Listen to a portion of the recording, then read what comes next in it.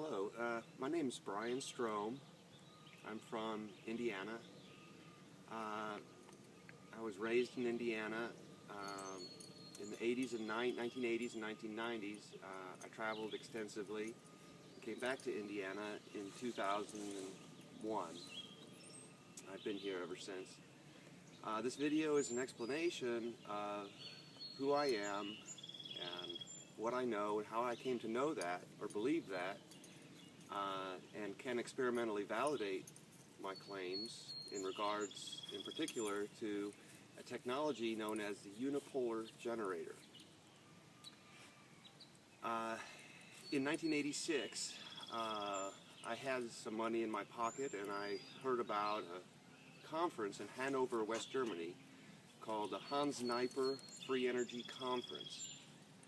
I flew to Germany just as a young guy and not knowing too much, but with some ideas of my own, and coming out of engineering school, that is Rose-Hulman Institute of Technology in Terre Haute, Indiana, which, by the way, was named as the #1 undergraduate engineering school in the country for many years in a row by U.S. News and World Report magazine. Anyway, after coming out of that school and attending the Hans Neiper Free Energy Conference, where I met Dr. Adam Trombley. Now, Adam, ironically, was also born in Indiana, in West Lafayette, Indiana, home of Purdue University.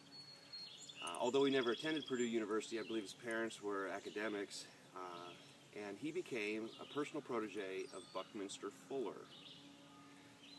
Now, I can't tell you all the stories that he had, or very many even of the stories of his relationship with Buckminster Fuller, or Bucky as he was known, but that I became a personal protege of Adam Trombley.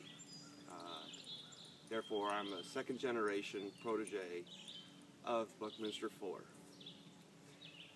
Adam taught me many things.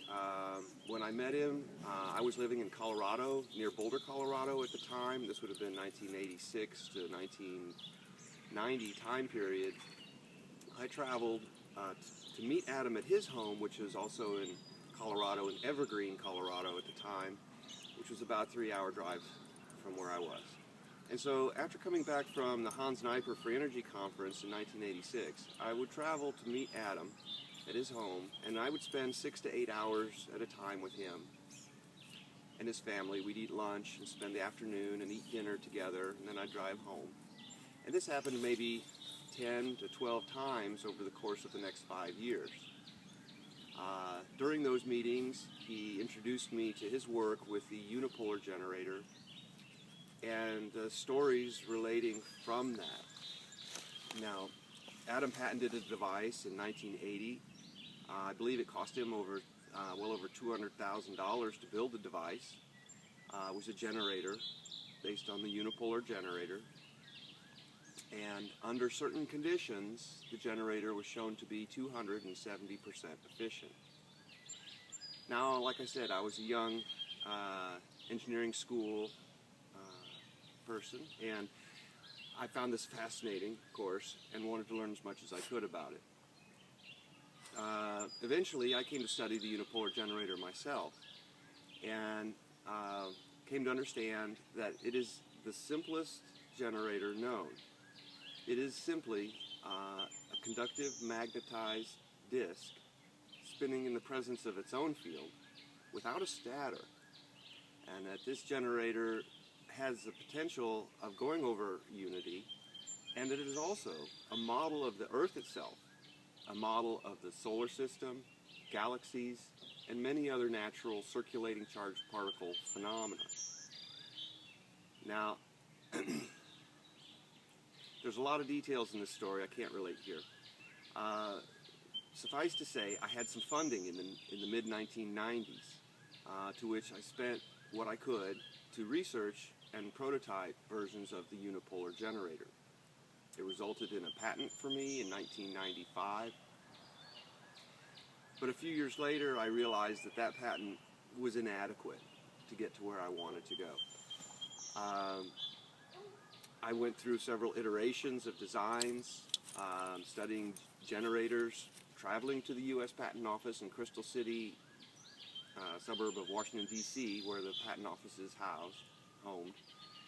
And also traveling around, I traveled and met other free energy inventors in Arizona and California and even to New Zealand with David Hatcher Childress.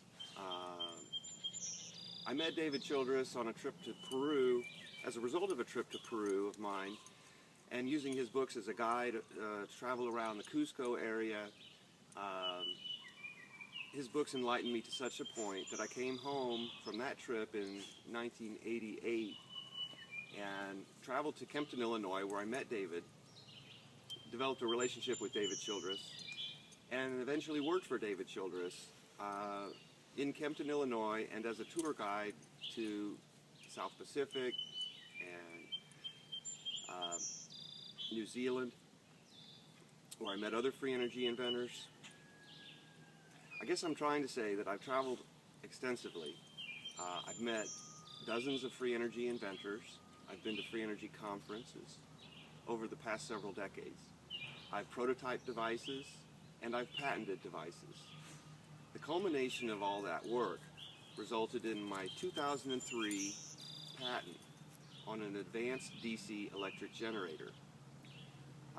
This generator is very different from other generators, although it uses induction. A little known aspect of induction, which the unipolar generator draws on. And it doesn't really subscribe to the Lenz's law issues that are typical in other generators. I have yet to be able to build that generator in its entirety and fully functional form, mainly due to finances. My finances have been low. I've basically been financially trapped for 10 years now, since the receipt of that patent in 2003. And so I've been seeking partners for the development of this technology for quite some time.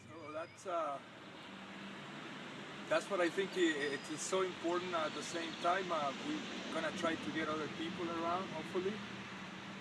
And yeah, let us know. Let us know what you guys think. And we're gonna post it on YouTube too. Be free to contact me. You can look up Magvortechs online at Magvortechs.com. Again, that's Magvortechs.com. And Magvortechs also has a presence on Alibaba.com. And your website, right? Yeah, Magvortechs.com. I mean, your email. Oh, email address is my name at hotmail.com. That's Bryan Strohm, spelled BRYAN STROHM at hotmail.com. Be free to contact me. All right.